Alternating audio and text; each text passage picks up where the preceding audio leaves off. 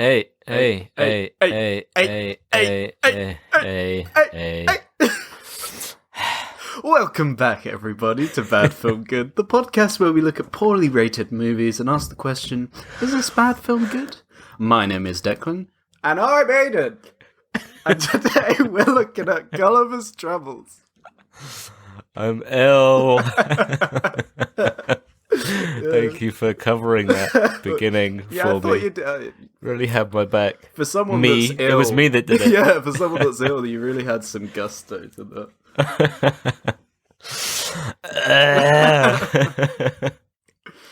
Right. Tell us, Aiden, before we look at Gulliver's Travels. It's just like... What's Shrek in this week?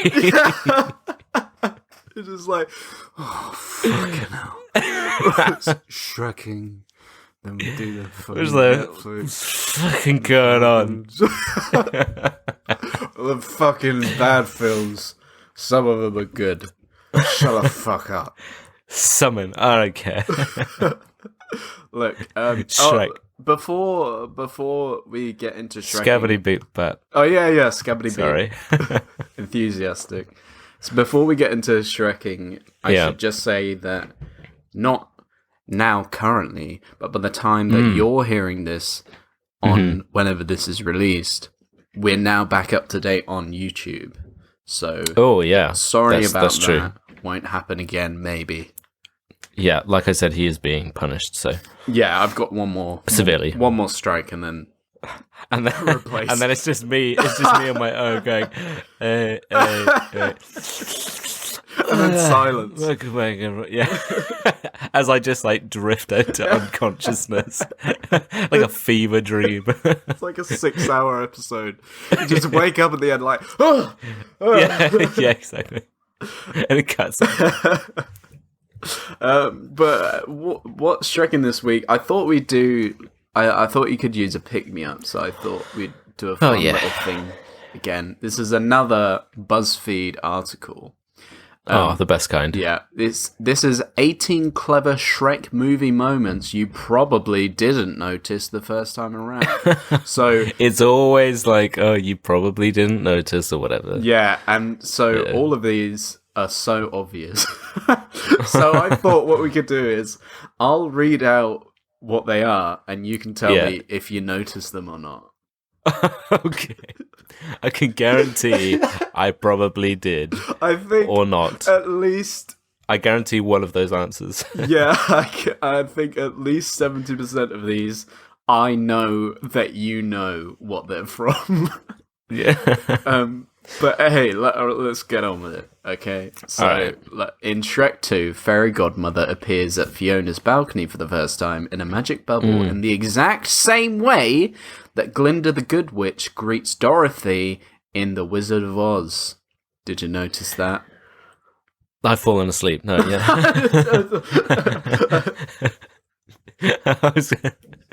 I've just got into unconsciousness. I mean... Let's say yes.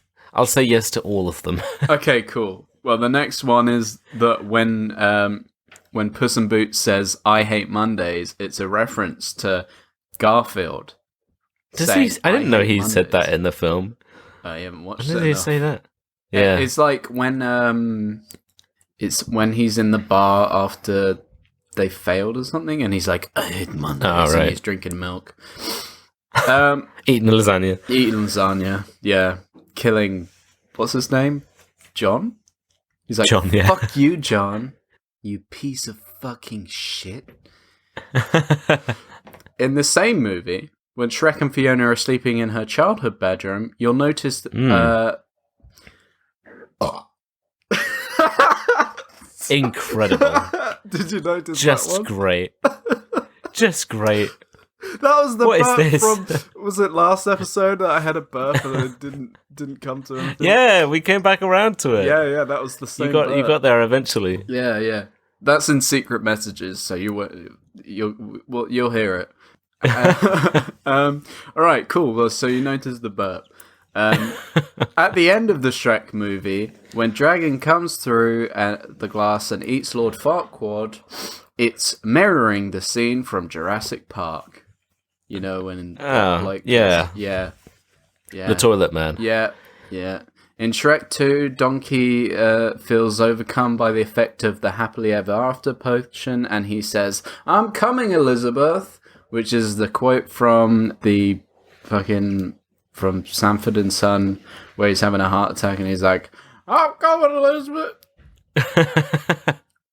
Anyway, didn't know that one. BuzzFeed are right. Probably didn't know it. Damn.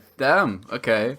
Well, in the Shrek 2 dinner scene, when they're doing Shrek, Fiona, Mom, Harold, Donkey, it's which is wait, it doesn't say what reference it's from. Is the word. Oh, does it Yeah, not? but it doesn't say. Remember the dinner scene in Shrek 2 when Shrek, Fiona, and the rest of the family yell each other's name in the quickest and most hilarious way? Well, ... And that's it. Cool. And that's it. They were just like, well, I don't know what it's from either. I've got a quota to fill. Yeah, it doesn't say. Anyway, it's from Rocky Horror Picture Show. Like, right. I don't know why. I'm assuming they did that because they're like, oh, like it's popular enough that everybody obvious. would just know what it maybe. is. Maybe. But if it's an article that came out today, I feel like there'd be like an amount of people sure that would know it, but a lot of people probably might not. Yeah. I mean, I'm not going to look too much into a fucking BuzzFeed article. Anyway, like, there's Matrix in the first one, you know, where she does the jump and she freezes. That'll do, Donkey, that'll do. That's obviously Babe. Where he goes, that'll do, Donkey, that'll do. No, Pig. That'll do, Pig. That'll do. Babe, Babe the Donkey. Babe the Donkey. That famous film. Famous film. The Roald Dahl one with the donkey. Yeah. Yeah, played by Eddie Murphy. Originally. Apparently, the chase in Shrek 2 when there's the police chase and it's the helicopter shot and he says, "We got a white Bronco heading east into the forest requesting backup." That's apparently a reference to O.J. Simpson. Okay. White Bronco chase. I think I read about that before. It's like mildly interesting. At the end of the Shrek movie, you see the book close, and it's a reference to Cinderella. Apparently, fucking. There's the one where she's singing to the bird, and it's just like Snow White. Yeah, obviously. I mean, yeah, those ones are obvious because it's the thing. That's what it's supposed to be parodying. That's like saying, that bit with Monsieur Hood, that's a parody of Robin Hood. Yeah, we know. Yeah, it's like what they've got when the Muffin Man says, "It's alive!" when that's when he makes Gingy, that's a reference to Frankenstein when he creates Frankenstein's monster and he says, "It's alive." Yeah, we know. We know that's the point, yeah. We know. There's some more. And it doesn't matter. There's a Spider-Man one. Basically, we know. We know. Yeah. You didn't have to. We know. Thank you, BuzzFeed. Thank you, BuzzFeed. You can rest now. Yeah. We know. But yeah, that's what's Shreking this week. I thought it's just, instead of giving you some horrible article where someone's slandering Shrek and saying how Madagascar's better, I thought I'd give you a little pick-me-up. Another horrible article. That we can unite against. Yeah, that picked me up a little, maybe. But basically, this week. Okay, so this week we looked at Gulliver's Travels. It's another interesting one this week, I think, because Aidan and I. We didn't go too in-depth after we watched it, but we did mention what we thought of it. We have very opposing views, which is always great. Well, so this is going to be an interesting one. We'll get to that. We'll get to it. I'm not so sure, but oh, okay. Well, interesting. Okay. And then, we watched it on Disney Plus, wasn't it? Mm-hmm. Is it Disney? It's another Disney film that you didn't know was a Disney film? It's a Disney film, yeah. Incredible. And Disney Plus gives a nice short description. They're really good with their short descriptions. It just says, Gulliver becomes giant when he's shipwrecked on a fantastical island. That's it. That's all it is. It's like what's the purpose of these little things? Are they trying to get people to watch it, or are they just telling you what it's it Disney. is? it doesn't matter. We own everything. We have lots of money. We've got your money. It's on Disney Plus. We've already got. Exactly. Who cares? We don't care. Exactly. Are you gonna watch it or not? It doesn't matter. Gulliver, he's giant. It doesn't. I have your money. It's fine.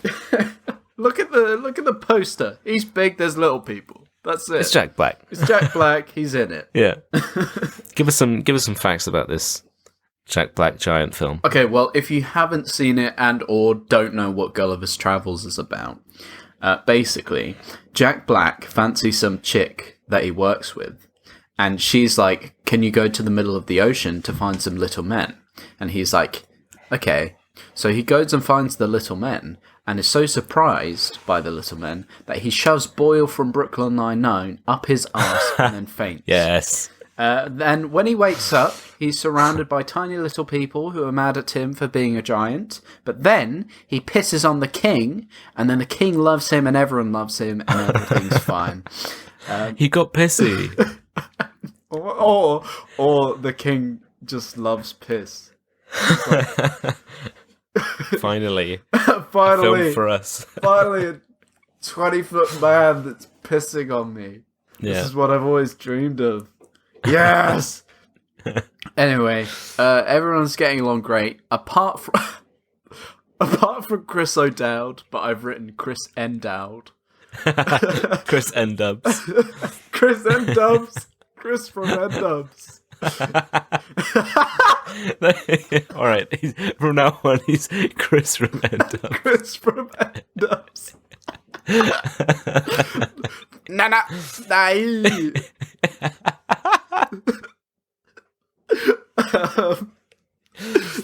Chris from N-Dubs is jealous because he's got to piss on the king or something. So he builds a giant robot. He doesn't get to piss. Yeah, because he's not 20 feet. His cock's not big enough. It's like because it's Billy Colony, the Colony. colonoscopy. It's Billy Colonoscopy who's like the king, and he's like, "Hey, Dad, piss on me. Your cock's not big enough." And then Jack Black rocks up, and he's like, "Wow, yeah, you get it. I'm not doing it, but yeah, you get it. Doesn't matter. It doesn't matter. Anyway, so everyone's getting along.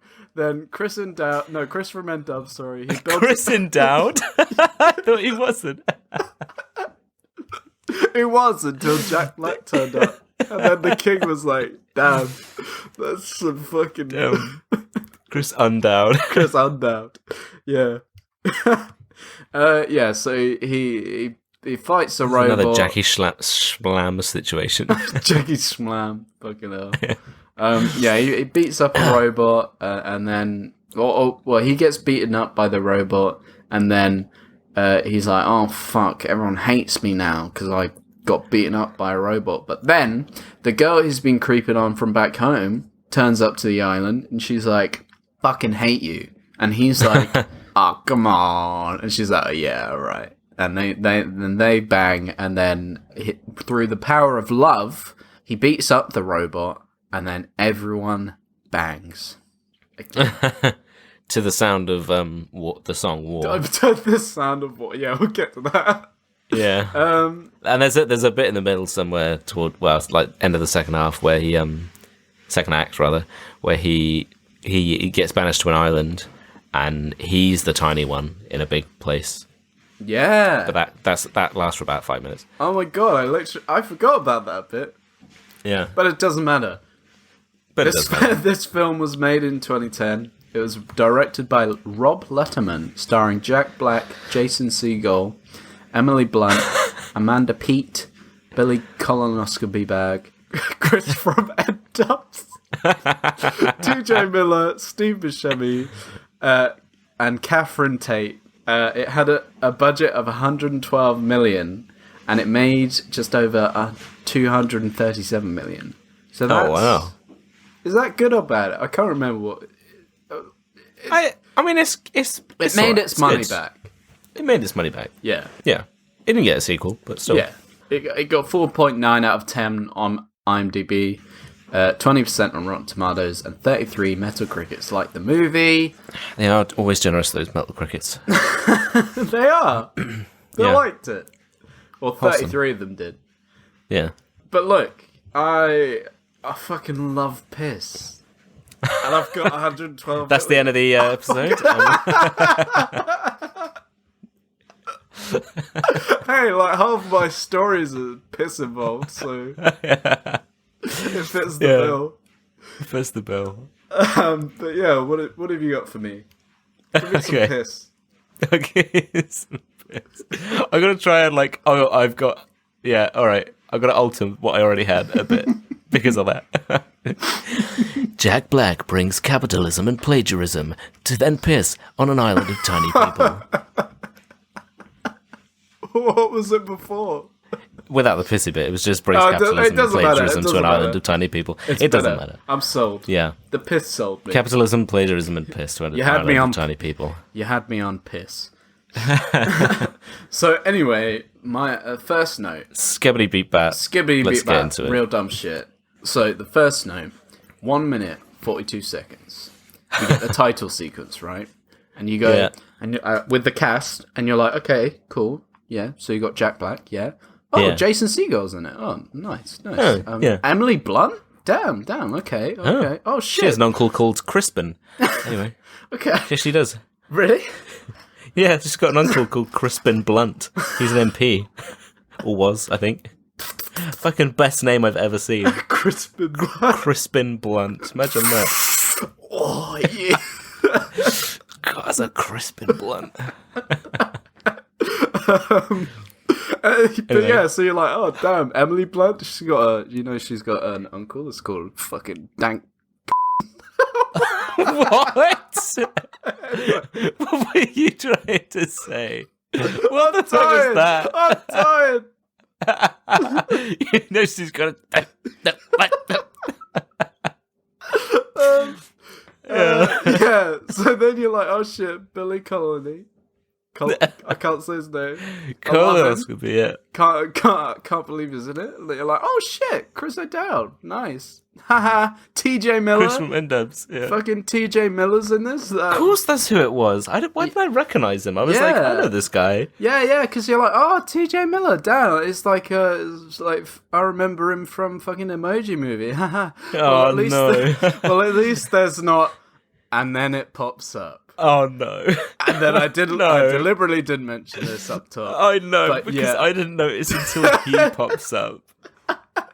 No, I don't like it. And then you see it on big text. James Corden. James Corden. And I have to tell you that I knew this even before I suggested that we do Gulliver's Travels, and I deliberately didn't tell you. You evil creature. I didn't know, I've got a note here somewhere. Yeah, literally, okay, so you know, every time I make a note, I go onto a new line, and I have a new line, and I have a bunch of lines that just say, I was so ready to enjoy this film, line. So ready, line. And then I saw him, line. Corden. Because he just fucking pops in from the side of the screen. He's like, hello. It's like he turned up. He wasn't invited. I know. He just wasn't part of it. He just shows up. I was like, no. He's like, Jack Why? Black, you like singing? I like singing too. Let's do a film together. Piss on me. Can I emoji pop? Yeah.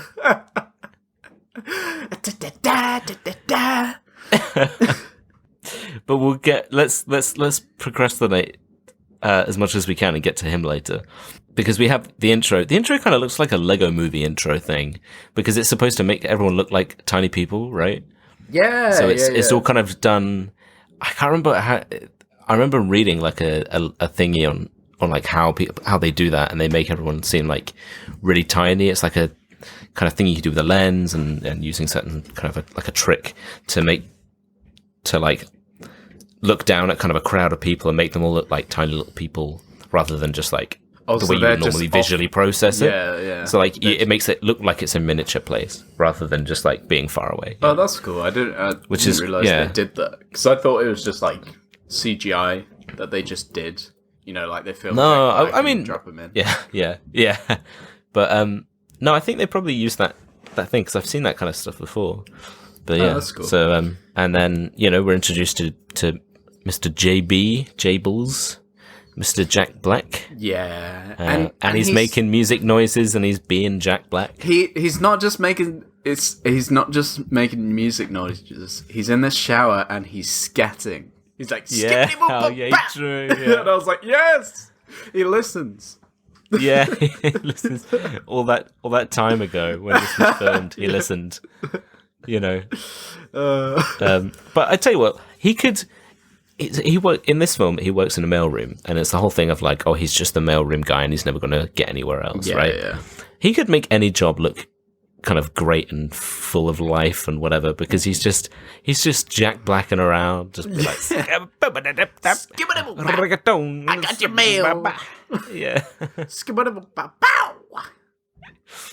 Yeah, it really is. Like, he's great in this. Like, just put that up top. Like, he's really good in this. Say what you will about the film. He's just being him. It's just, any role where Jack Black just gets to be Jack Black is just like, yeah, okay, I'm here for this. But then we see, so he's in the mailroom, and then it's TJ Miller's first day, and he starts off being like all nervous, like, oh, I'm only working in the mailroom. I'm kind of nervous, and Jack Black's like all weird. He's saying all this weird stuff. I don't really like him. And then like he realizes that Jack Black has a crush on. Is it Emily Blunt? No, it's I think it's the other. I don't know the actress's name. I think it was the second actress that you read out on the list. Oh right, yeah. Buddy Chris from N-Dubs, yeah. Yeah.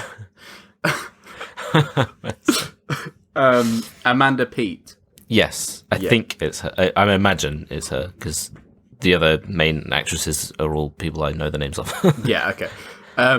So he notices that Jack Black has a crush on not Emily Blunt, and he's like, oh, come on, man! You gotta hit her, you gotta go up to her. And he puts his fucking arm around him. He's like, yeah, gotta fucking make him eat your dick, and And I was like, where has this come from? Like, literally 2 seconds ago, he's like, oh, hello, sir, it's my first day. And then he's like, oh, you got a crush on this chick? Oh, yeah, come on, come on. Yeah. He's settling into, the lad zone. Yeah. And he's so fucking confident as well, because he's like, they meet, I guess, I don't know if it's the boss. Well, I mean, I guess it's that confidence that gets him immediately promoted on his first day. That's what I'm saying. Like, to being his boss. It just goes into the boss's room, and he's like, "Hello, I'm TJ Miller, and I like your cut, G." He's like, "I like your cut, G," and slaps him. And then the boss is like, "You're his boss now. You're Jack Black's boss." Yeah. And then I was like, the fuck? Why? He's not. Yeah. It's like he's not qualified though. He's just confident and also is a dick. But he's not. But also that'd probably get you into a lot of places, really. Yeah, but sadly. Yeah, I guess. Yeah, but he hasn't done. It's like, yeah, you're the boss. Yeah, of the he has mail no room. experience in the. Yeah, exactly. Yeah, it was like, what are you gonna do now? Jack Black's because Jack Black says that he's like, what? But how you just? How did you? You've been here for a day, and then he's just like. And he kind of uses that as a point of being like, yeah, well, it's not that difficult. You're just shit. Yeah, he's like, you're a and he says to him, shit. You're never and then of course he says to him, he's like, you're never really gonna get any bigger than this. And I was like, oh yeah, he is. Yeah, he is. And his dick's getting bigger too. Yeah. He's gonna piss on everyone. But he follows that up by the end of. The end of that conversation is great because he says you're never going to get bigger than this and all this kind of stuff, and then he's like, talks like this are the toughest part about being a boss, and then walks out, and I was like, great. But yeah, okay, I guess you know what? Props to Jack Black because he's like, because TJ Miller's like, you're a fucking piece of shit and you've never done anything with your life. And then Jack Black is like, you know what? I'm gonna ask out, not Emily Blunt. I'm gonna go up to this chick, and I'm gonna confess my feelings. And then he like lies to her face because he gets nervous, and he's like, yeah, I'm a travel writer. And she's like, okay, cool. Like, here's this assignment. You have to go to the Bermuda Triangle. Yeah, she's just like, here's this. She's like, oh, cool. Here's this thing that I really don't want to do. Can you just go do it for me? Not for her, but she's like, it's just a small fluff piece, but it's a start. And he has to go off on a boat on his own into the Bermuda Triangle for like a week or something. And she's like, are you good with boats? And he's like, yeah, I'm a boat guy. She's and like, I saw this, cool, and I was like, don't die. Yeah, I saw this, and I was like, but who's going to deliver the mail?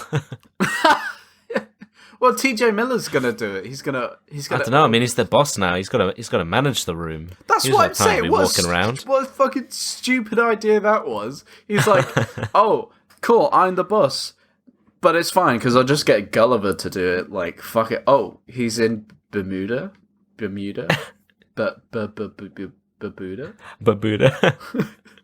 But he's in Barbuda, so like, what are you gonna do? He's just like fucking chucking random shit at people, panicking. Yeah. But yeah. And then in the meantime, Jack Black has to figure out how to use a boat because he just doesn't know, and then he's fine. But then he's fine with it, and he just dries off.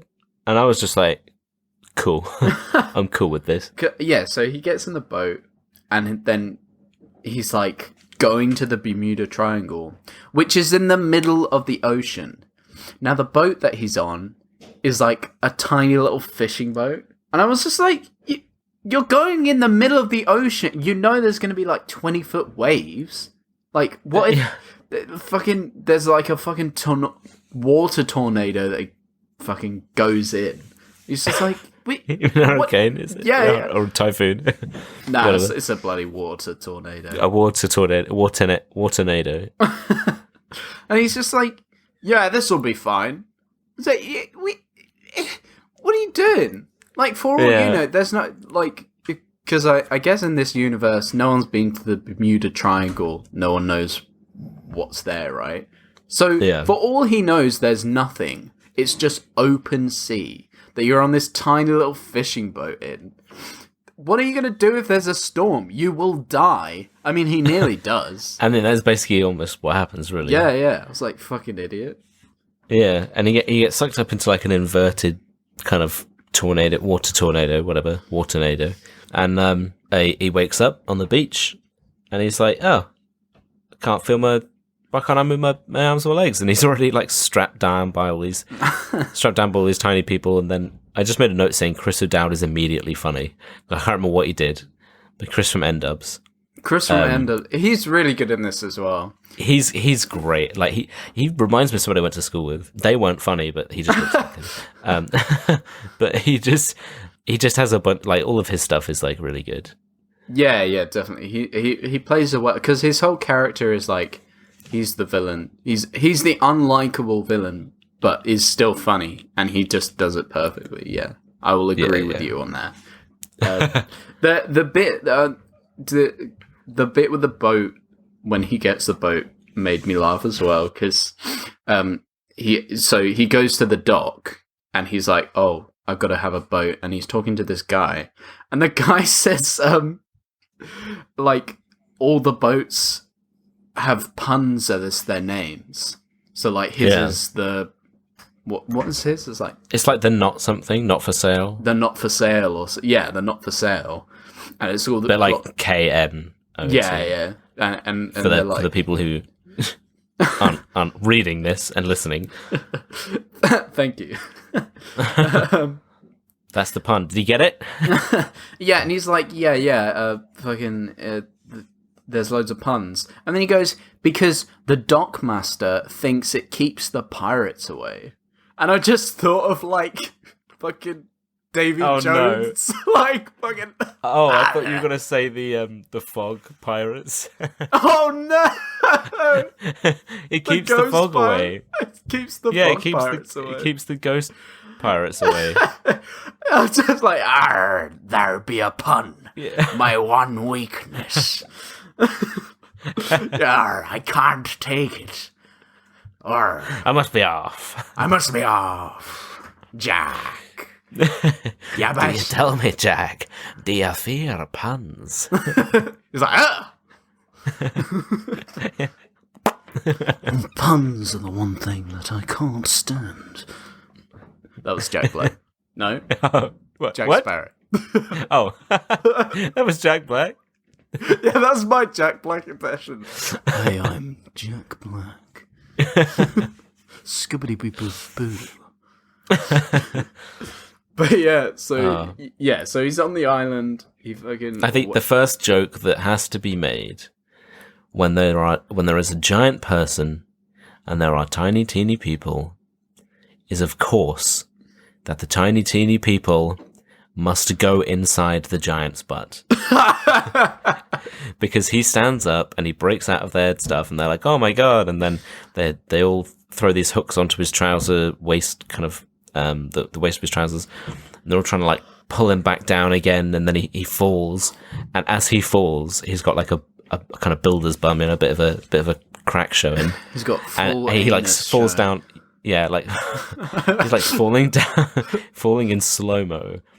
And it was so funny to see because I just was not expecting it. But yeah, like you said, Boyle from Brooklyn Nine-Nine. His name's Joe something. I can't remember. It's Joe something. Joe Pesci. Oh yes, Joe Pesci. It's not Joe Pesci. But he's just standing there and he goes, oh no, or something, as he gets just engulfed by this butt crack. And I guess that he just stays there to this day. You never see him again. You never see him again. In there. And then they that knocks him unconscious. Not Boyle from Brooklyn Nine-Nine, he's dead. I mean Jack Black's character. What's his first name? Something weird, right? It's because it's something Gulliver. I don't think we mentioned this, but I mean, people will probably know it is based on a book, Gulliver's Travels, but apparently very loosely. It's based on the famous book, The BFG. Yeah.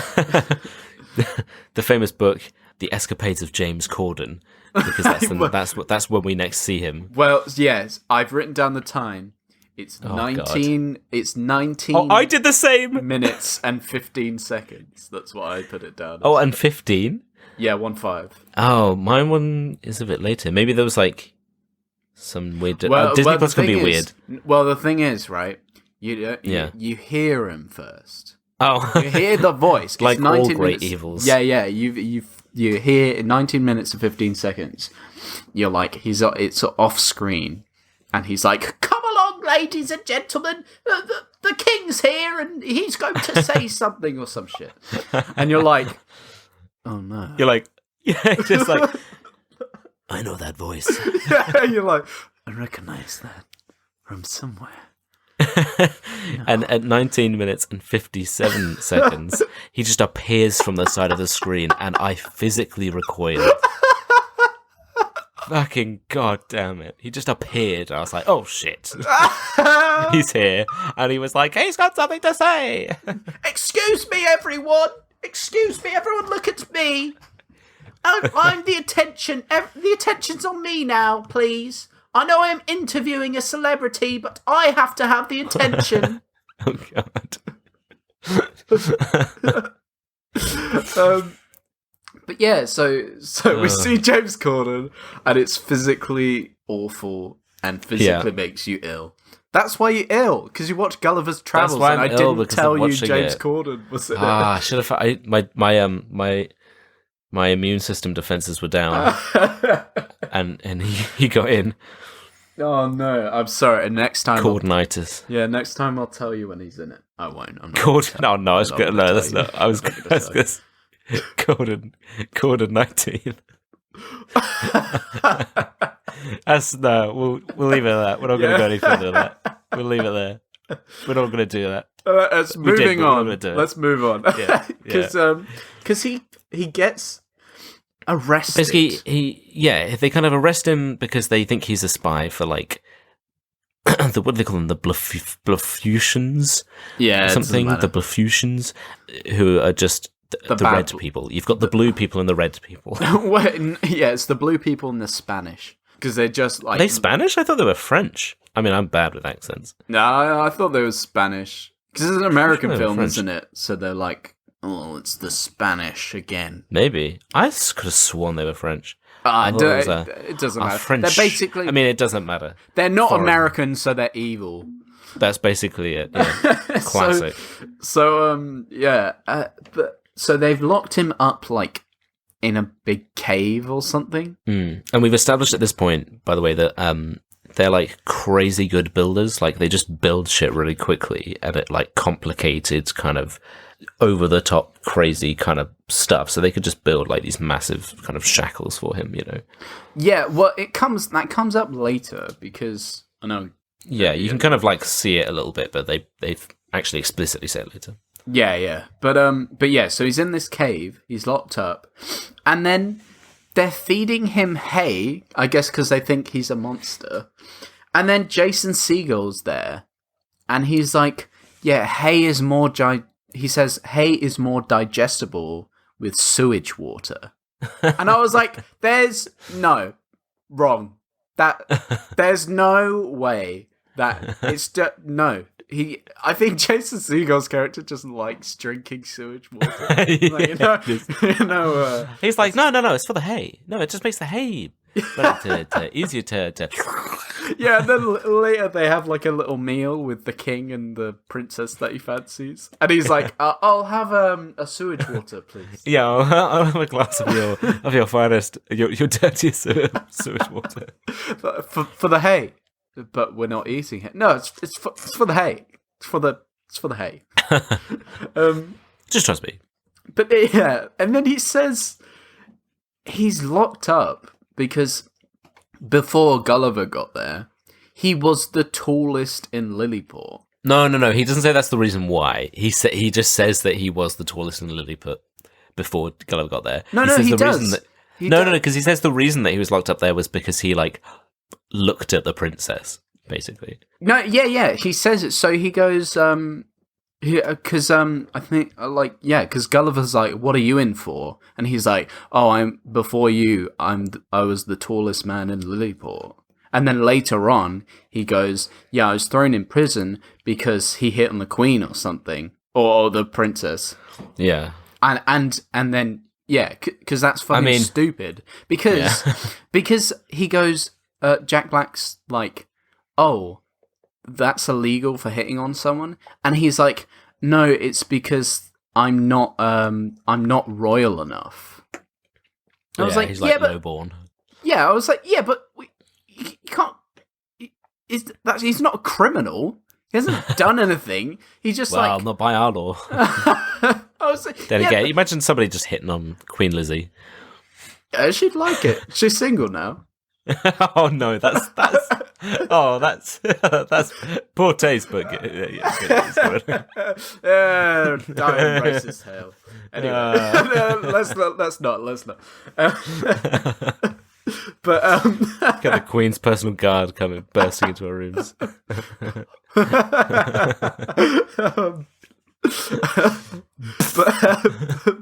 Yeah. So I thought, yeah, because I thought that I made the note because I was like, so he's been put in jail because he's tall and he hit on the queen. So is he in jail because he hit on the queen and he happens to be tall, or is he in jail because he's tall and also he happened to hit on the queen? Or it wasn't the queen; it's the princess or whatever. Yeah. I was like, "Where's your bloody rules, mate? What are the rules? What are the rules to this?" I always think of the Always Sunny episode where they're like, "What are the rules?" What are the rules? Yeah. So then we get the they create all this stuff to like put him to work, right? So they've got him like plowing the fields with this mechanism where they can control his. It's like a kind of big metal framework, so they can control all his joints and stuff. Yeah, and then they have this whole thing about their like they have a system of bells where they have different types of bells that warn them of different things. But because it's like, oh, 2 bells means one thing, 3 bells means another. Yeah. It'll start going off, and it's at 2 bells, and they're like, oh my god, this is happening. And then there's another bell, and they're like, no, wait, it's this. Yeah. There's a fire. Oh wait, no, it's this. To be fair, the first 2 times I found that funny. And then the next 4 times I was like, okay. Yeah. But yeah, like, so so they're putting him to work, and he's being controlled, and he's being like ridden, if you like, by Chris O'Dowd. Oh, sorry, Chris from End-Ups. And Jason Segel's there as well. And I was like, but why is he there? He's a prisoner. Like, he should be in jail. Why is he? Yeah, because he's not working or anything. Well, no, he's like fanning him, and then he goes to stop, and he's like, I didn't tell you to stop, slave, or whatever. So he's just like, I don't know. Yeah, he's there to be the fanboy. Yeah, but surely you would just have a fanboy. Like, you wouldn't get because if Jason Segel was a murderer, and he's in jail, put him in for murdering an isolated place with the head of the guard. yeah, it's just like, yo, fanboy, with that. What are you doing with that fan? Why are you sharpening that fan? I didn't see this at all. Yeah, I didn't see this coming. We didn't learn from last time. The last king died from a different murderer. From the same one. That's from the same one. Yeah, that's why he's in jail. But yeah, like, so Jason Segel's there. Then there's a fire, and Chris from End-Ups like runs off because wants to bang the princess, so he wants to be the one that saves her. And then Jason Segel's like, oh, and we've established as well at this point that for Jason Segel to be able to marry Emily Blunt, he's got to he because he's lowborn, he'd have to commit like a valiant act or whatever, to be deemed worthy or something. Yeah, which is brought up once and then resolved once. Yeah, it's brought up and it's not really mentioned again. But yeah, so he's like, I'll be. Well, he doesn't do it deliberately, I guess, but he's like, hey, you've got a big old cock, Jack Black. I got an idea. You could probably put this fire out with your big old pissy cock. And Jack Black's like, yeah, I could do that. And he just fucking pisses on the fire. Which, in fairness, I would have probably done that as well. I mean, because I'm addicted to piss. He starts running because they say because the bell's ringing and they have like 2 different things. They're like, oh, the thing's on fire and the princess is about to be kidnapped, and then you have a thing where the Baffusians, I don't know why it has to be such a difficult name to say, but the Baffusians things, the foreigners, they like, oh god, yeah, basically, they like climb up the side of the castle or whatever, and then they grab her and they're like, we have kidnapped you, princess, and she goes, I have been kidnapped. Thing is, I liked the kind of almost like a kind of a satirical play type vibe. So yeah, some of it was good. Yeah, there's a bit late. There's a bit just sort of after that where Chris from End-Ups is like courting the princess. Yeah, and he's just like saying this most awkward stuff, and he goes like, you've done sewing. Because he's like done a little cross stitch thing, and he's like, you've done sewing, and then they just sort of nod to each other. Yeah, and she starts talking about it, and then he goes, I caught a hawk today with my bare hands. yeah. He's so good. He's great. Really good in this. Yeah, he's great. But back to the pissing. Yeah. Anyway, back to the important stuff. So the delicious piss. So he really played this one up. so he pisses out the fire, and before that, he saves the princess from the Baffusians because they grab her and she's like, oh no, and then he just kind of walks up to them and like he picks a couple of them up and then throws them in the water, in the like pond or whatever nearby. And I was like, he would, especially since he doesn't know his own strength at this point, surely, he would just crush them. Yeah. This giant, imagine he just picks these up and their heads just go. Yeah, He literally. just crushes them because he's so like, he's just massive. And then she's like, "Oh, thank you, Beast," because they all call him Beast. Yeah. To begin with, and she's like, "Thank you, Beast," and he goes off to. They're like, "Oh, the fire! We've got to put out the fire. We need lots of water." And he's like, "I got an idea." He's like, I got some water.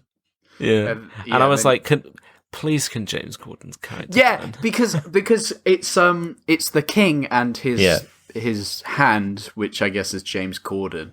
Yeah, and they're like in this building burning, and at first I was like, "Yes, fucking burn." it's like fire reflected in your eyes. Yeah, just fucking burn. And then he puts out the fire with his piss, and then just getting like covered in piss, like James Corden and Billy Colonoscopy.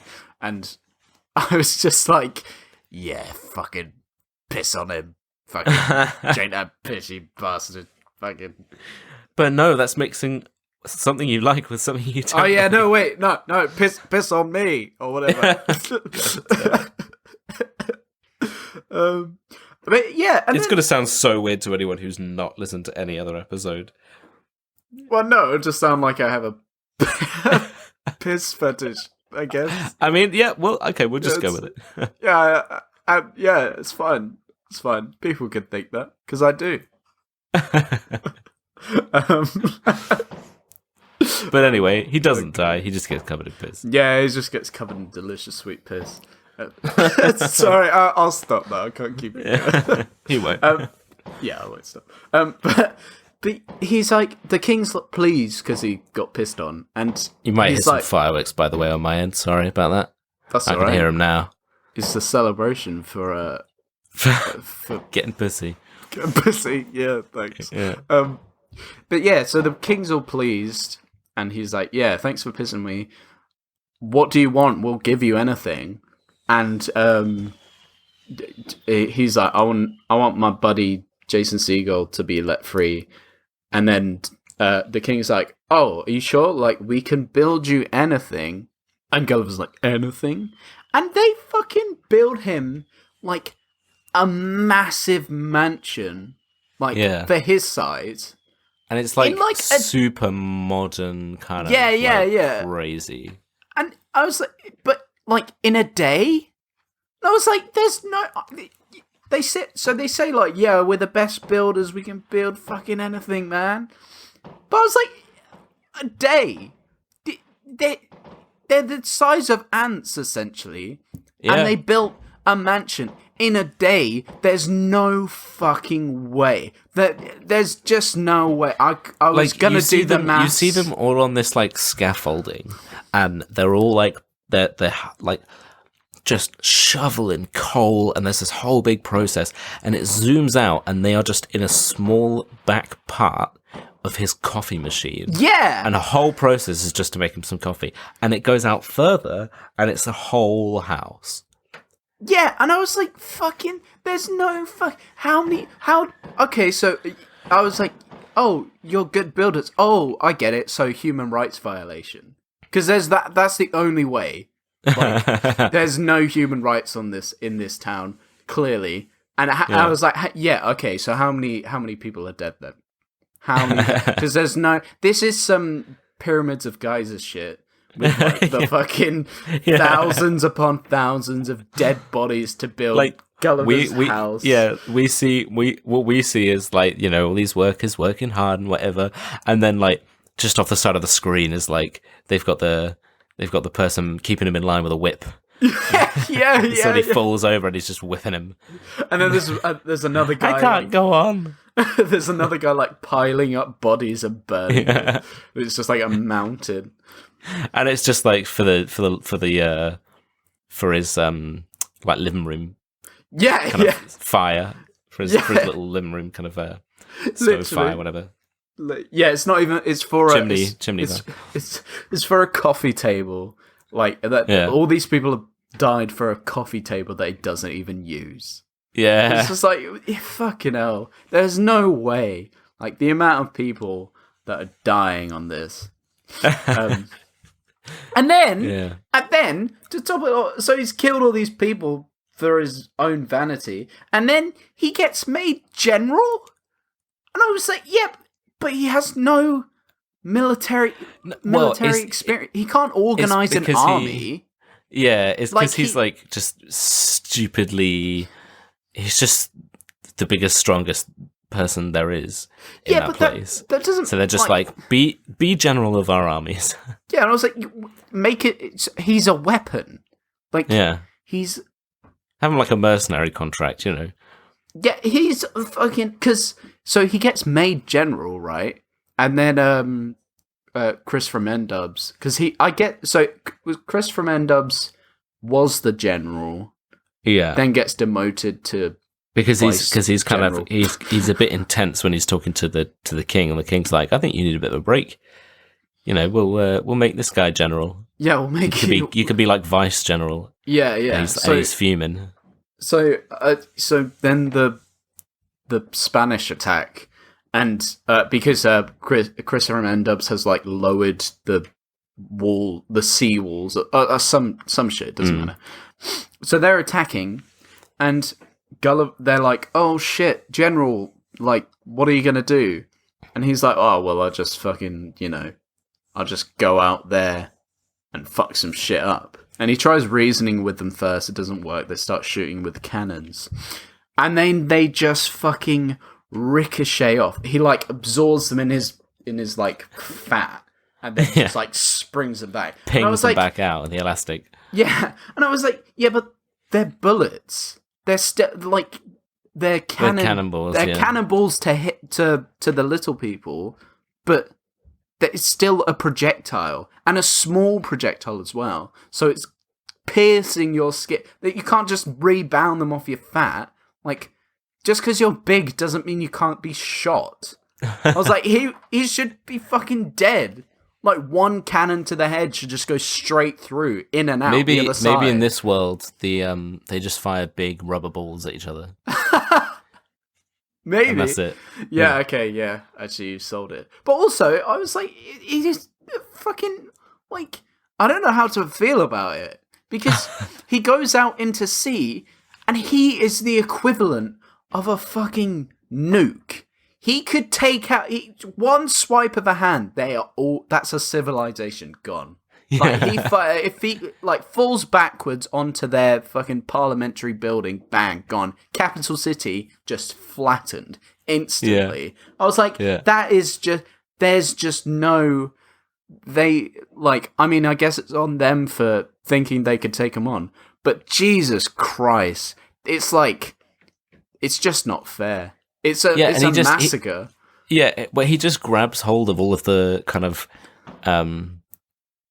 they must have anchored down or something then, right? Because he just grabs hold of all of these ropes that are attached to all of the ships and just walks them back. Just takes them back home. Like, what a boss move. Yeah, I don't know if they thought about it. I'm assuming it was like their anchors or something. Yeah, I'm not sure there was that much thought about it. But there's a few things which I think happen in between there. One in particular which I remembered from when I'd seen it when I was younger. And it's the bit where he's teaching... Oh, Horatio, that's his name. Jason Segel. Oh, yeah. He's teaching Horatio kind of how to woo Emily Blunt's character. And so he's hiding behind the building around the corner, whispering to Jason Segel what he should say. And he just doesn't know what to say, so he just starts telling him to say the lyrics to Kiss by Prince. And then I love that bit when he's just doing this dramatic kind of speech of, because all these people have no kind of exposure to any kind of like pop culture or just the idea of any of that sort of stuff, because it's very medieval. So he's saying all this stuff and she's like, oh my God, I've never heard such sweet things being said. And he's just like, you don't have to be rich to rule my world and all this kind of stuff. and then he kind of says he does the like kiss bit. and it's like funny and awkward, whatever. But it's just the bit where Jack Black goes, "Think about a dance now," and then he was like, "I think I'd better do a dance now," and then just starts doing like a little jig. And he's like, "It's working." Yeah, she's like, "Ooh, how quaint." Yeah, but I like before that bit, like, because Jason Segel's talking to Jack Black, and Jason Segel's like, "Oh, shouldn't you be training the army since you're the general?" And Jack Black's like, "Nah, come on, I'll just fucking." I guess it's foreshadowing, right? But he's like, "Nah, fucking, I don't need to train him. I'll just take care of it." And I was like, "Yeah, there's no need. He is a nuclear bomb. He's just a nuke. Yeah, he will. He'll. There's no need for anything now. There's no need. Yeah. He will just take care. They like, unless for some explicable reason the Spanish managed to build a giant robot. There's no way in anything like you don't need to worry. Okay. So then. He kicks it back a bit, right? He gets them to build like a giant theater where they have actors playing the parts of all these different pop culture things like Titanic and Star Wars and that. But he tells them that it's all him, and so they're like, yeah. But like, it seems so impossible, but yet so moving, because they're like, "How did you die?" And then this kind of thing. Yeah, because you get Chris from N-Dubs. He's like, because it's after the Titanic thing where Jack sinks into the sea and dies. Spoiler, but I'm sure you've seen it. And he's like, "This is ridiculous. You're saying you died?" And he's like, "Yeah, but they revived me." But it's the way he's just like, "Yeah, man, they revived me. Yeah, but I died, but then they got me back." No, it's in the sequel. And Chris O'Dowd is just like, sorry, Chris from N-Dubs is just like, "No, it is silly. This is silly. This is dumb. Everyone's dumb, and this is silly." And he just storms off, and I was like, "Yeah, okay, I'm on board with this." Yeah, but he's. I was going to say, he's got that, and then did you have any notes about the table football? No, I think I missed that. What was that? So basically, there's a bit where he's playing table football, right, or like foosball, whatever you want to call it, right? So. You know how that is. You've got the handles on either side, and then you've got all the little people and whatever. Except it's him with the handles on his side, and he's twisting them back and forth to try and hit the ball, versus the actual tiny footballers inside it running around. And I was like, fucking hell! If he spins, because there's a bit where he then spins the. You do the thing where you spin it really fast, right? Yeah. And he goes, "Wrrr." He does that, and I was like, fucking hell, if that hit one of the footballers, it would just blow him apart. And then I was like, how many people has he accidentally just obliterated? Yeah, and they've just looked over it. Yeah. Then in full caps underneath, then I realised, this is on my notes, then I realised the footballers were also tiny people. The footballers that were attached to the things that he was turning, they were strapped in, and when he spins it, they go, "Whoa," and they spin round. They would just become paste. That's like 50 Gs of force. I don't know. No, that's like 1,000 G. Yeah. Like, for them, the equivalent, Yeah. He just turns them inside out. And he's got like a his own version of like Guitar Hero, where again you've got like a few of the tiny people dressed up as Kiss, and they're all pretending that they're doing the performance while he's playing the game, and then they're like, "Pause game," and they all just freeze in place. Yeah, but so that's the thing. Like, so there's a poster as well, because you're seeing all this stuff that he's done, like the foosball and the Guitar Hero, and there's like a billboard of Gulliver, and he's selling iPads, or they're called G-pads, and it's him like holding a G-pad. And I was like, you can't just because. So he's asking for these things, but he doesn't know how a fucking iPad works. Yeah. Like, you can't just be like, "Yeah, make me an iPad," and these people from the 1800s are like, Yes, we could do that. We can, like, it's going to be a stretch. And this brings about my next point, that Gulliver brings the peaceful people of Lilliput capitalism. Because he gets them to build a replica of, like, Times Square or something, and you've got all of these things everywhere of, like, movies with him in it and all this kind of stuff. It's all him instead. Like you said, the G-pad and all this kind of thing. Yeah. And then they've got this massive, like, market where they're, like, selling shirts and they're doing all this stuff. And I was like, oh my God, he's just opened up capitalism. He's just exploiting these. He's just exploiting these. Now that they're starting selling their own things, and then they set up their own businesses, and then eventually they'll get, they'll have corporations, and he brings them capitalism, and that's where the plagiarism comes from the beginning as well, because he just plagiarizes all of these ideas, says that it's his. Yeah, I guess. There's like it's a weird. So his thing is that he lies, right? Because he lies about, like, Titanic's about him. He lies to the not Emily Blunt, so that he goes to Bermuda to do this, to do whatever. His whole thing is that he lies, but there's never any consequences for him lying. The only consequence apart is from him. Go on. Yeah. Well, I was just going to say the only consequence is here, like, not Emily Blunt being like, I'm mad at you because I've realized that you were just lying and you plagiarized these articles that you gave for me. Like, he gives an example of his work or, like, his previous work, and he just steals it out of a book or something. But it's like a bunch of different, like, articles and stuff, from different publications.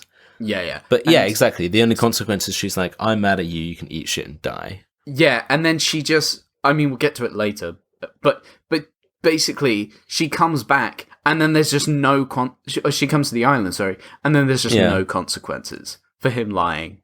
The only thing is, like, so Chris O'Dowd's like, you're a piece of shit.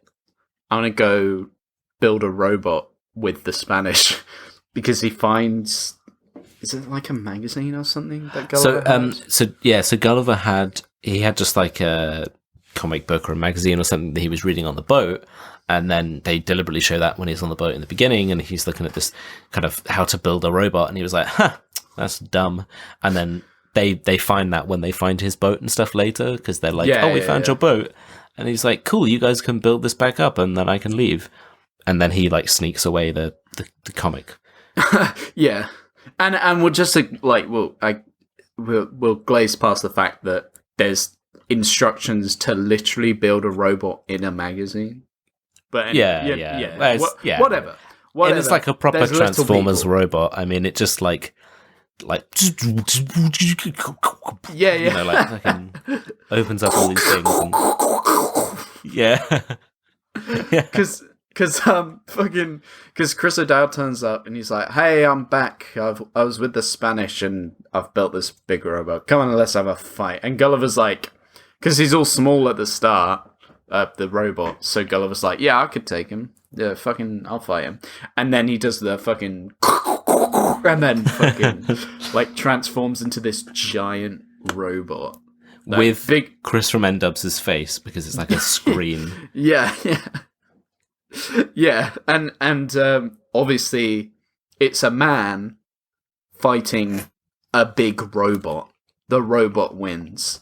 Yeah. And so because of that, everyone realizes that he admits that he's lying because he has him in like a massive wedgie, and then he has Gulliver in a massive wedgie, and he's like, do you surrender? And he's like, yeah, I surrender. And then he's like, they're like, you can do it. And then he's like, no, I can't. I lied about everything. And it kind of has his like, reveal of him being a scumbag. Yeah. And then he goes to, he gets banished to the, as they say, the island that we dare not go, or something like that. Or the land we dare not go. And every time they say it, everybody goes,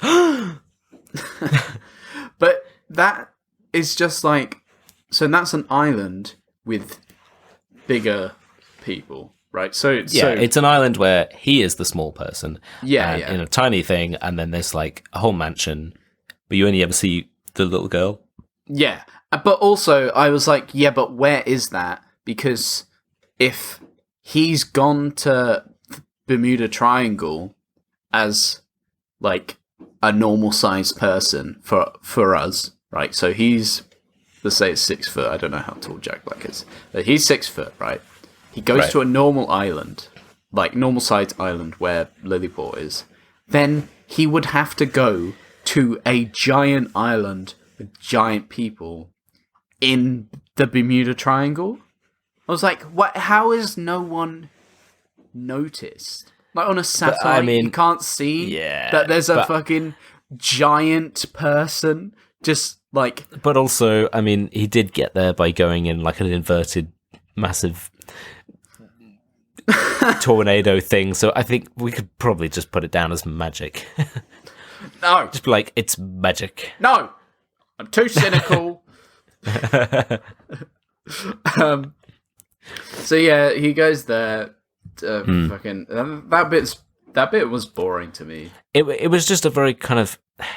It was so weird. I was like, imagine being Jack Black during the like Dollhouse kind of segment, and just for the filming, just being absolutely violated. Yeah. He's like, he's just thrown around everywhere, and using like a bottle and stuff, and it's like milk spraying everywhere, and like it's just chaos. And I think it's just thrown in there basically because of the book. Like, you know, as far as I remember, you've got like the small people, you got the big people. Like it's like a whole thing. You've got different, the different places that he goes to, which have different things. Yeah, and so I'm thinking they just threw that in there so that they were like, "Hey, look, it's like the book." Yeah. Okay. But my question is how the hell Jason Segel manages to get there, because he shows up and tells Jack Black, "Look, dude, you got to go back. Everything's shit. We need you." But he is still tiny to Jack Black.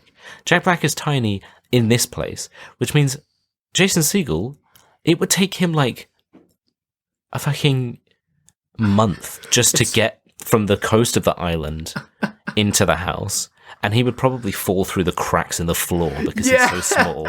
You know what I mean? Like, how did he get there? Yeah. And and how did he get into the house without fucking just dying? Because like we only see the little girl, but we assume there's more people in the house. Like if they, he's the size to them. He's the size of a particle of dust. Yeah. If they walk like 10 meters. Like 10 meters for them, so what's that? Probably like 10 miles for fucking Jason Segel. I don't know. If they walk like 10 miles within him, he is blown away. Probably. I'd love to see like a whole short just on his journey, or like a whole film that's just his like desperate journey that takes him like a month just to get from the.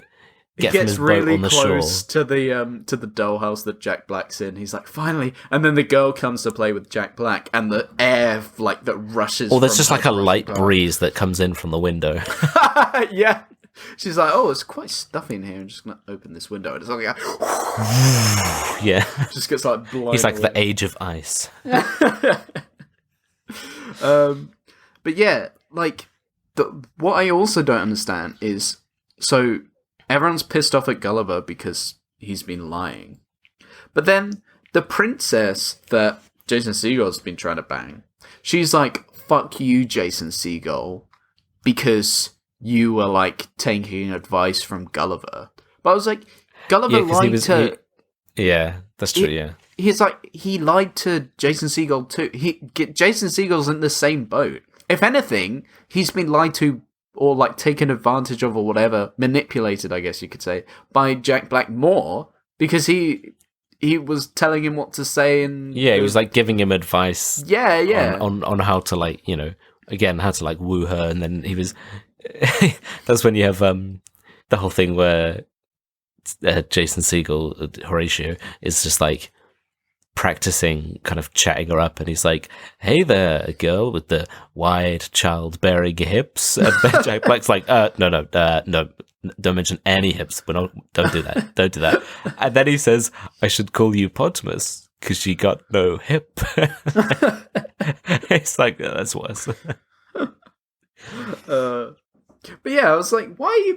He didn't do anything. Like, apart from murder the king Like, and then the... Yeah, I mean, he was like the a fan bit or scummy once. Yeah. I was like, he didn't do shit. Why are you mad at him? But yeah, so he goes and finds Jack Black. Jack Black comes back. Oh no, sorry. Before he comes back, the not Emily Blunt comes because obviously. Oh, she arrives like before he fights the robot the first time and stuff. Wait, really? I'm No, really it's not, sure. no, it's what. Oh no, it's while it's while he's away, isn't it? It is. Yeah. Because so she turns up.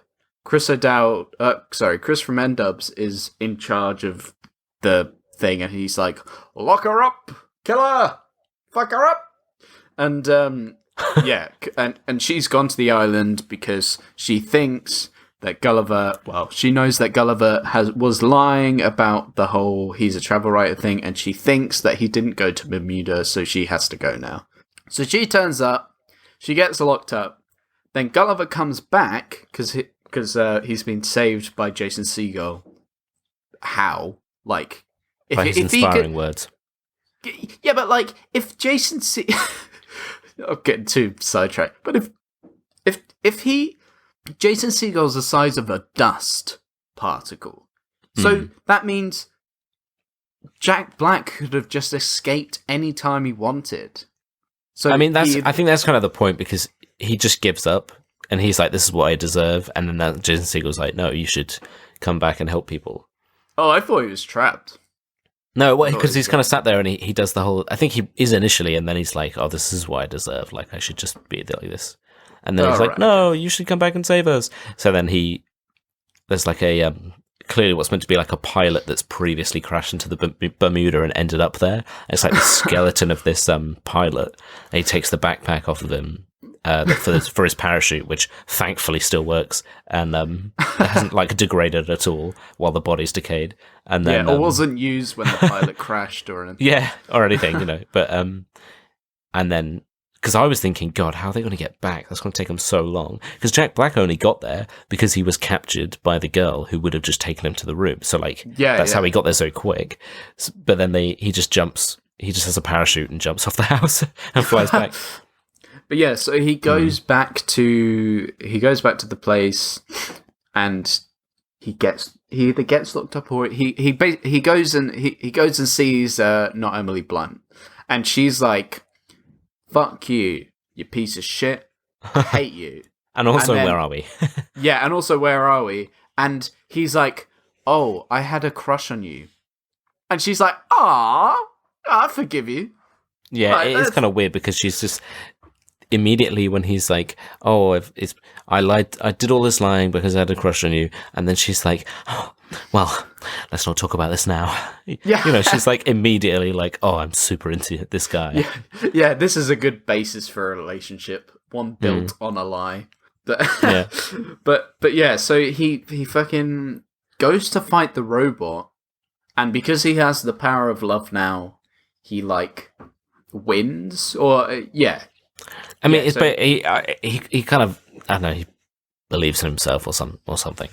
Yeah, because she fancies him. It's the whole thing of like, he's never really made an effort and stood up for himself, and now he does do it. Yeah. So he beats the robot. I mean, also he has the help of Horatio going inside the machine and disabling it a little bit. Yeah, and so he beats the robot, and then he solves world peace by singing "War."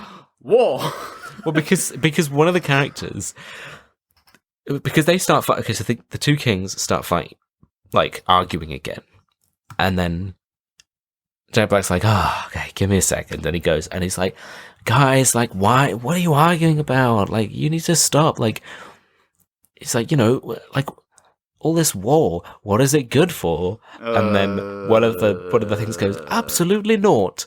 And then he points at them with this look on his face, like, "Yes." And he's like, "Whoa!"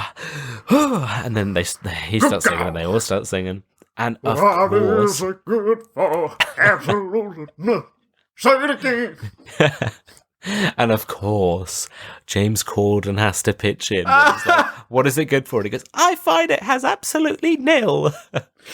I thought, yeah, so he does that, but honestly, I was like, thank God he doesn't fucking sing. Because if you can imagine on set, he's like, Jack Black's like, wow, what is it skimmity good for? And then James Corden's like, I'll sing the rest. Everyone, come on, everyone join in. Let's drive in a car. I was like, no. I was just like, what? So you saw that? I'm assuming generations of feud between these two like civilizations just solved because a giant sung war. Look, man, hey, if it was that easy, that'd be great. But yeah, I think that's pretty much it. That's basically it. Yeah. He goes to the real world. They end up going to the real world and banging. And, basically. You know, and TJ Miller is just a lowly male room dude. Yeah, and then Jack Black's surprised. Like, hey, all the great start there, buddy. I was surprised that he wasn't like some big shot in the company, like the president already. Yeah, because he had magic powers to fucking climb up a company ladder so quickly. Also, I was like, so Gulliver, he's been on this amazing trip, right? But that doesn't mean he's able to translate that onto a page. Like, I know. He's not a travel writer. Yeah, because he's like, oh, how was Peru or wherever, I can't remember, and he was like, oh, it was crazy, it's the craziest place I've ever been, and then she gives him a little look like, not quite the craziest, and he's like, and then they wink to the camera, and then they kiss or something, and but I was like, he's not a travel writer, he doesn't, like... but then I think when you see the articles that are like framed on the walls, I think she's the one that wrote them. I'm not sure, I don't remember exactly. So maybe they just like, he goes off to the place and he's like, this is great. And then he comes back and he's like, here's all the shit I saw. And then she just writes it. And it's completely different. Yeah. There's like little people everywhere he goes. She's like, find me more little people. Find me another. No, it's just bring another tiny person. Yes.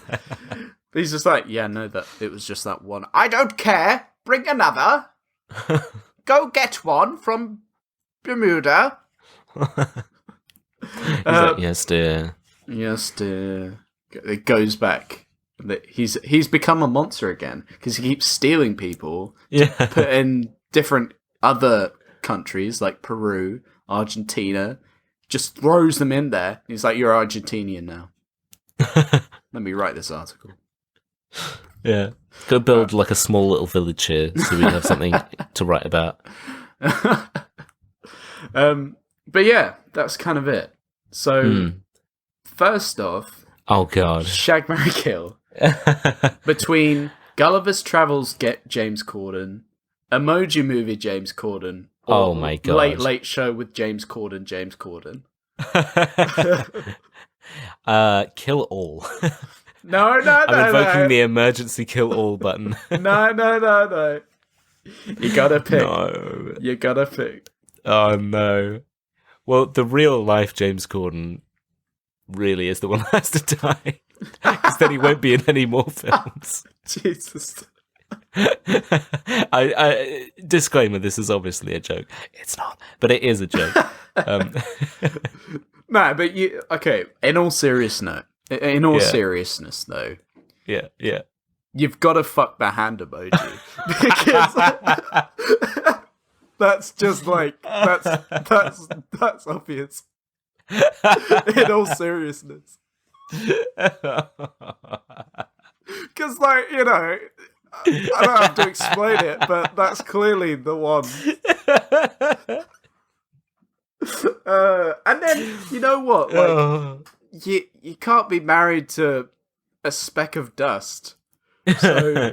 So I think you've got to... then again, you could live in luxury if you married him and you were the new beast that's just like this huge this huge person amongst all of them that gets to live like a pampered life.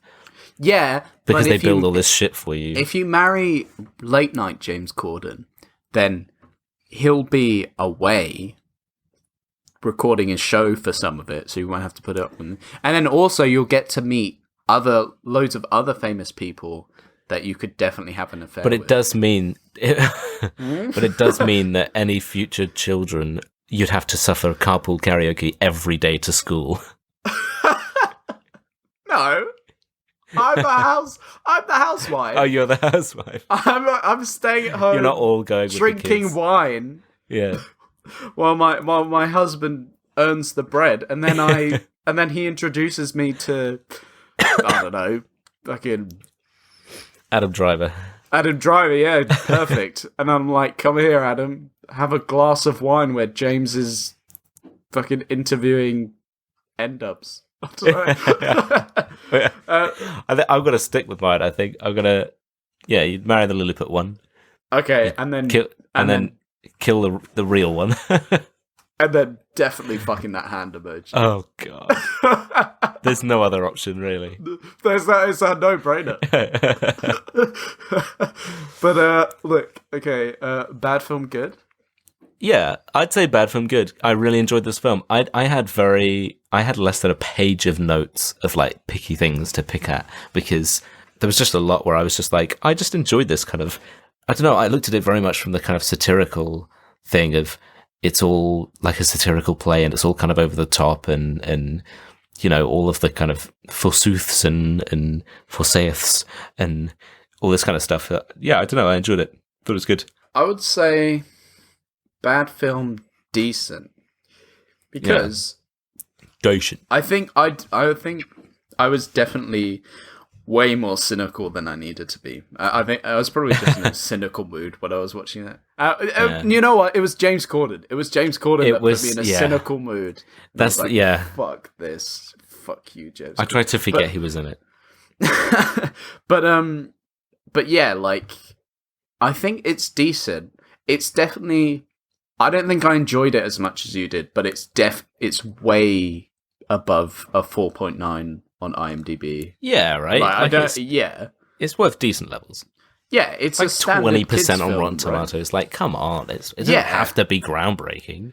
Not every exactly. film. That's the thing. Is like, I don't know. It seems like not every film has to be some groundbreaking piece of like, you know, legendary cinema, picturesque, incredible, innovative, whatever. Because that becomes the norm.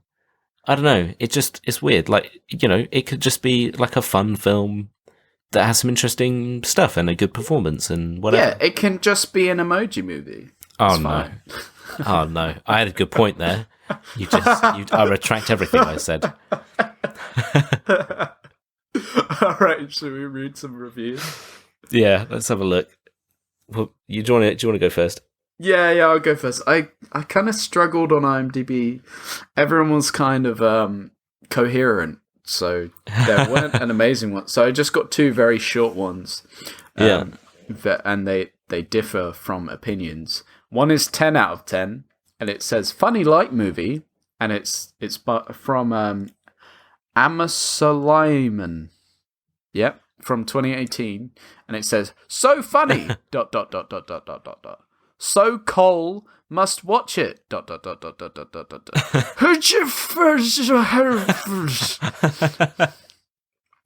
And then my other one is 1 out of 10. Oh, and it's from both ends of the spectrum. From Tom G. Paul. I hope I said that right. Actually, I don't care. It says, huh? What was that? Bad. Very bad. Shamefully bad. Windows another word I can't say. Millennium? Yep, that's the one. Yeah. Windows, that word bad. Executive, in bracket S. Being fired bad. Just bad. I think he thought it was bad. Yeah, that review was bad. Yeah. That was so... Oh, God. I mean, as funny as they are, incoherent reviews, I mean. They just top it off. They're just... We know what we want. Yeah, that's true. Well, I've got one that is it's a 1 star out of a total of 5 from December 2011. So not too long after a year after the release or so. It says, this movie was a disgusting shame. The comedy is for 6-year-old boys who pick their nose. Yes, that's why I enjoyed it. Jack Black is so bad in this movie, but the mini people suck even worse. This movie tricks you, making it seem like a kid movie, but then it curses. He starts peeing on people, and it has a lot of sex references. The story is so dumb and pointless, so overall I hated this movie, and I don't recommend it to anyone. Anybody. That's Bradley W., who is a super reviewer. Super reviewer, wow. Yeah, on Rotten Tomatoes. That's where I found that. But look, we've looked at some dumb shit, but should we look at some real life dumb shit? Skibbity beep bop, yes. Skibbity bop bop, dumb shit. So I want to tell you about the most insane day I had, last Tuesday. Or was it? Maybe it was a bit earlier than that. It was a couple of weeks ago, and I just had this fucking craziest.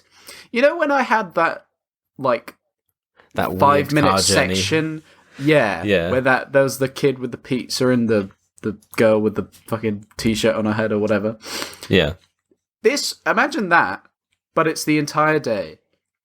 Oh my god. Because so basically, I started off. I had to wake up very early because I had to. I was picking up my girlfriend, and I pulled out. And because I was so not effective. I pulled out in the car. I was driving the car, and I pulled out in the car. Hey! No, let's go. No, wait. James Corden was there with you. That's why I fucking but yeah, so I pulled out, and I was just being really stupid, and I scraped into another car. Oh, no. Yeah, and so I had to I was so tired, and the guy, it was this couple, and they were really nice about it, and it was all resolved. Yeah. It wasn't crazy. You're still on the run. Yeah.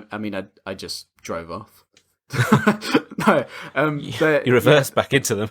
I was like, take this, you bastards. And then James Corden, the devil on your shoulder, was like, hey, let's go. Let's go and sing a song. So it wasn't crazy amounts of damage, and it was fine. They were really nice about it. But I was just talking to them, being like, oh man, I'm so sorry, I need to go to bed. Oh my god, what do I even do? So that was not the best start to the day, right? It was really stupid. And then I had to go and get ready, because then I had a job interview a couple hours after that. So I basically just went into this job interview, and I was really stressed about it, obviously. And it's hard to do a job interview when you go in with James Corden, because nobody pays attention to you. And he keeps fucking singing. And he keeps going, come on, guys, let's sing. I fought the law, and the law what? Yeah, James, just wait. I told you to wait in the car. In the interview, they're just like, we're trying to ask you a question. Can you please, does he have to be here? You're like, I'm so sorry. Sorry. He's, come on, everyone. I don't know why he's here. I didn't invite him. He was just in my car. It's like, look, it's not even my car. This interview seriously. It's like, no, please, I can't get rid of him. Yeah, he won't leave. Come on, guys, get up and dance. But yeah, so I had an interview, and that was kind of stressful, and it was fine, and then I had to the interview kind of ran a bit longer than I anticipated, so I had to leave the interview and rush around to go pick my girlfriend up from somewhere else, and I went the wrong way, and I was like, oh my god, this is so stressful. But I was like, okay, I've had a crazy day, but at least I get to watch the 25th anniversary of Scream in the cinemas. And this was really when I was like, okay, what's going on today? because this is not a normal day. The person, there's like a couple sat behind us, like, I don't know, middle-aged couple. And the woman in the couple, she was like, things would happen. Like, so someone gets, if you've seen Scream, you know what it's like. Yeah. And someone would get stabbed. Scabbed.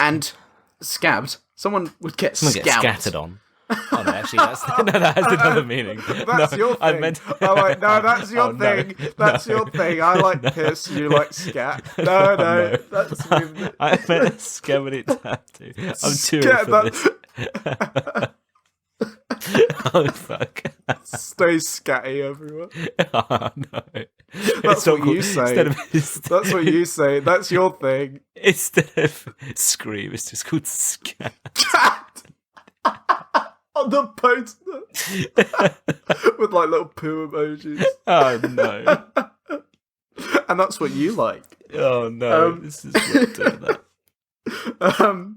Yeah, so she was like, someone would get stabbed, and then she'd go, "Oh my god," like throughout the whole movie, and I was like, "Oh my god!" Like, I get it. Like, I mean, it doesn't matter so much when it's an older movie anyway, because people seem to get more into it. Like, people are laughing and stuff.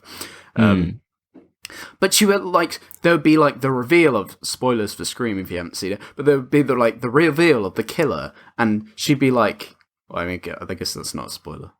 Anyway, there'd be the reveal, and she'd be like, I was like, it's so obvious. What are you doing? And Scream, I'd never seen Scream before, and it's an insane movie.